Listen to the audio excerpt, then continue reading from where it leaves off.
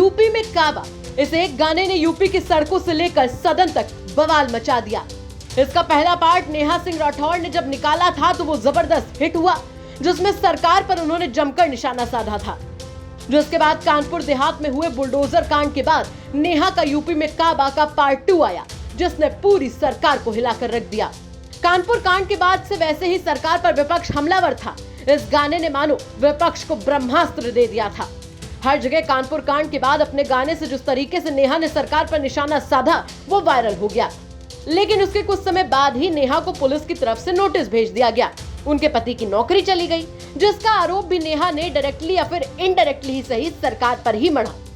खुद सपा प्रमुख अखिलेश यादव ने ट्वीट किया और अपने ट्वीट में लिखा कि यूपी में काबा, यूपी में झूठे केसों की बहार बा, यूपी में गरीब किसान बेहाल बा, यूपी में पिछले दलितों पर प्रहार बा, यूपी में कारोबार का बंटा धार बा, यूपी में भ्रष्टाचार ही भ्रष्टाचार बा, यूपी में बिन काम के बस प्रचार बा, यूपी में अगले चुनाव का इंतजार बा, यूपी में अगली बार भाजपा बाहर बा। तो वहीं सदन में भी ये मुद्दा जमकर गूंजा था, जिस पर उत्तर प्रदेश के मुख्यमंत्री योगी आदित्यनाथ ने कहा था कि यूपी में बा बा बा। अब सरकार की तरफ से इस गाने का एक नया वर्जन सामने आया है, जिसमें सरकार की तारीफों के साथ साथ विपक्ष पर भी जमकर निशाना साधा गया है। लेकिन ये गाना किसी गायक की तरफ से नहीं गाया गया, बल्कि लिखा गया है। जी हाँ, दरअसल सीएम योगी के मीडिया एडवाइजर मृत्युंजय कुमार की ओर से काबा को लेकर चंद लाइनें ट्विटर पर लिखी गई, जो इस वक्त जमकर वायरल है।